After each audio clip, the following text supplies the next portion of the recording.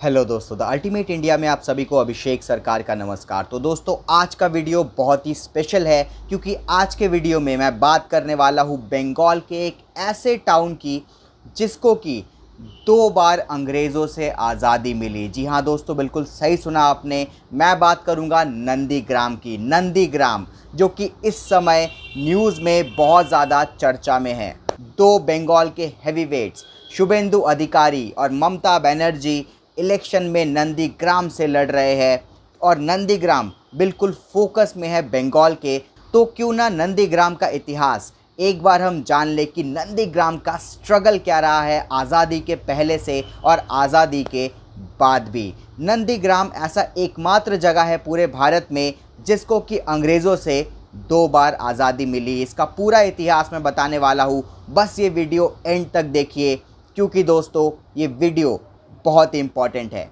सबसे पहले जान लेते हैं कि नंदीग्राम है कहाँ। नंदीग्राम वेस्ट बंगाल के पूर्व मिदनापुर डिस्ट्रिक्ट में पड़ता है। वहाँ का एक टाउन है जो कि हल्दिया के बिल्कुल पास है और तामलुक लोकसभा क्षेत्र में ये पड़ता है।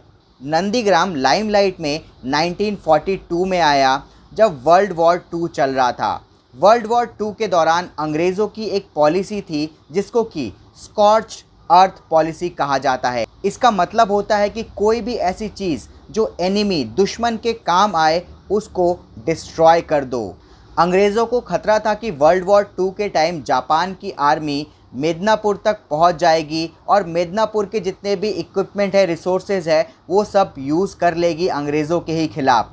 तो अंग्रेज़ों ने बंगाल में स्कॉर्च्ड अर्थ पॉलिसी लागू कर दी। इसके तहत बंगाल में जितने भी रिसोर्सेज थे, इंडस्ट्रियल रिसोर्सेज, एग्रीकल्चरल रिसोर्सेज, वो सब डिस्ट्रॉय करने लगे और सबसे ज़्यादा जो किसान थे उनके ऊपर असर पड़ने लगा क्योंकि नंदीग्राम के आसपास, तामलुक जगह के आसपास जितनी भी राइस कल्टीवेशन होती थी उन सब को अंग्रेज़ डिस्ट्रॉय करने लगे, जिसकी वजह से पूरे एरिया में भुखमरी सी फैल गई।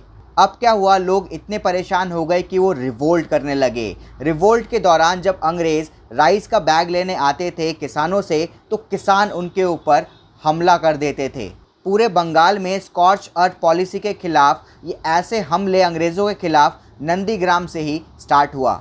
इसके ऊपर आग में घी का काम किया महात्मा गांधी के क्विट इंडिया मूवमेंट ने। 1942 में क्विट इंडिया मूवमेंट अपने चरम पे था और इसका असर बंगाल में पुरजोर तरीके से हो रहा था।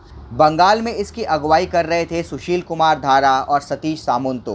दोस्तों, लोगों में एक तो गुस्सा इतना था अंग्रेज़ों के खिलाफ कि सारा गुस्सा इकट्ठा हुआ और क्विट इंडिया मूवमेंट में लग गया। इसके तहत क्या हुआ, जितने भी नंदीग्राम और वहाँ के आसपास के लोग थे उन्होंने तामलुक पुलिस स्टेशन, सरकारी जितने भी वहाँ पे मुख्यालय थे, घर थे, सब जगह हमला करना शुरू कर दिया। 1942 के सितंबर तक सुशील कुमार धारा के अगुवाई में लोगों ने पुलिस स्टेशन, गवर्नमेंट ऑफिसेज, यहाँ तक कि गवर्नमेंट ऑफिसर्स को भी मारना शुरू कर दिया था। डायरेक्ट एक्शन में, डायरेक्ट कन्फ्लिक्ट में क्या हुआ, एक फ्रीडम फाइटर मातंगिनी हाजरा को मार दिया गया अंग्रेज़ों द्वारा, जिसके बाद ये रिवोल्ट और ज़्यादा भड़क गया। इसके बाद मातंगिनी हाजरा की बहुत सारी इमेजेस लोगों तक पहुंचने लगी कि उनके हाथ में फ्लैग है और वो अंग्रेज़ों के खिलाफ लड़ रही है और अंग्रेज़ उनको गोली मार रहे हैं, जिसके बाद लोगों के दिल में अंग्रेज़ों के लिए गुस्सा और ज़्यादा भड़क गया।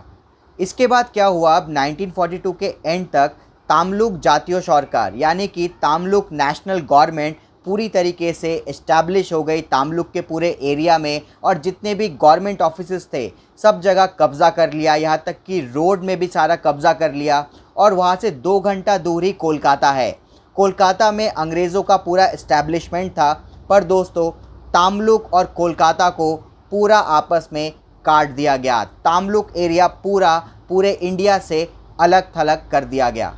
इसके बाद क्या था, अंग्रेज़ों के अहंकार को चोट पहुंची और अंग्रेज़ों ने तामलुक पे हमला करना स्टार्ट कर दिया। यहाँ तक कि नंदीग्राम में मशीन गन से हमला किया अंग्रेज़ों ने और यहाँ तक कि अंग्रेज़ी एयरफोर्स ने भी तामलुक के ऊपर बम गिराए। पूरे तामलुक एरिया में नंदीग्राम में कॉलोनियल फोर्स ने पूरे तगड़े तरीके से हमला किया, फुल फोर्स से हमला किया, पर नंदीग्राम के लोगों के साहस को झुका नहीं पाए। एट लास्ट क्या हुआ, अंग्रेज़ों ने फैसला किया कि ये गवर्नमेंट जैसी है, तामलुक जातीय सरकार जैसी है वैसे ही रहने दो, ये लोग ऑलरेडी वीक हो चुके हैं बम गिरने से, मशीन गन से, अब इनके ऊपर ध्यान मत दो, इनको अगर आज़ाद रहना है इनको आज़ाद रहने दो, छोड़ दो, हम लोग वर्ल्ड वॉर में फोकस करना ज़्यादा इम्पॉर्टेंट है।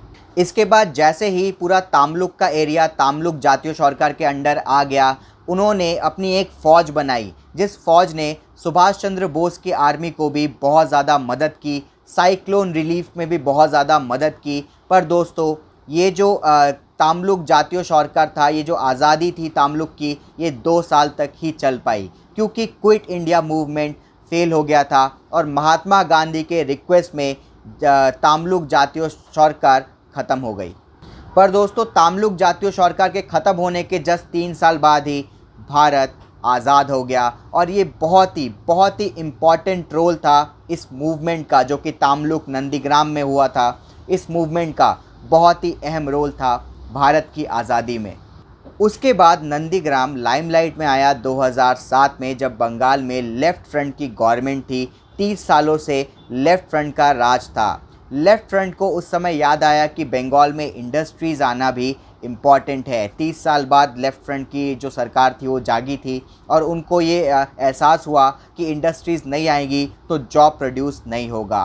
तो उन्होंने नंदीग्राम के आसपास पूरा केमिकल हब बनाने का फ़ैसला किया।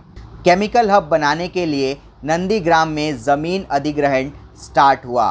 फिर दोस्तों जो लोग थे वहाँ के नंदीग्राम के, वो कहने लगे कि ज़मीन लेके जो एक्सचेंज में उन्हें मिल रहा है वो बहुत ही कम है, जिसका फ़ायदा उठाया ऑपोजिशन पार्टीज़ ने, टीएमसी और कांग्रेस ने, जिन्होंने लोगों के साथ मिलकर लेफ़्ट फ्रंट के ख़िलाफ़ एक बहुत बड़ा आंदोलन छेड़ दिया। इस आंदोलन में भी ठीक ऐसे ही हुआ जैसे अंग्रेज़ों के टाइम में हुआ था।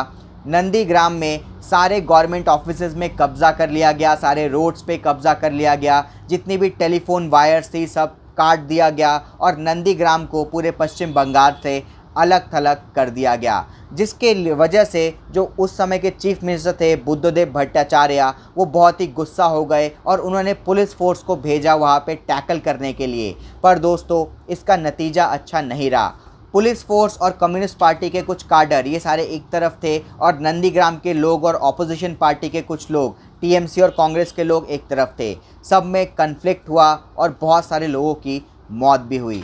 पुलिस ने ओपन फायर कर दिया। ओपन फायर की वजह से नंदीग्राम के बहुत सारे लोगों की मृत्यु हो गई, जिसकी वजह से नंदीग्राम के लोग बहुत ज़्यादा गुस्से में आ गए और उसके बाद असेंबली इलेक्शन में लेफ़्ट फ्रंट की हार हुई। अब दोस्तों उसके बाद नंदीग्राम 2021 में लाइमलाइट में है, जब बंगाल के 2 सबसे बड़े हैवीवेट शुभेंदु अधिकारी और अभी के चीफ मिनिस्टर ममता बनर्जी दोनों आपस में इलेक्शन लड़ रहे हैं नंदीग्राम से ही। तो नंदीग्राम बंगाल का फोकस एक बार फिर से बन चुका है। नंदीग्राम के लोग अब क्या फ़ैसला करते हैं ये 2 मई को पता लग जाएगा। आप लोग कमेंट बॉक्स में लिखिए कि नंदीग्राम कौन जीतेगा।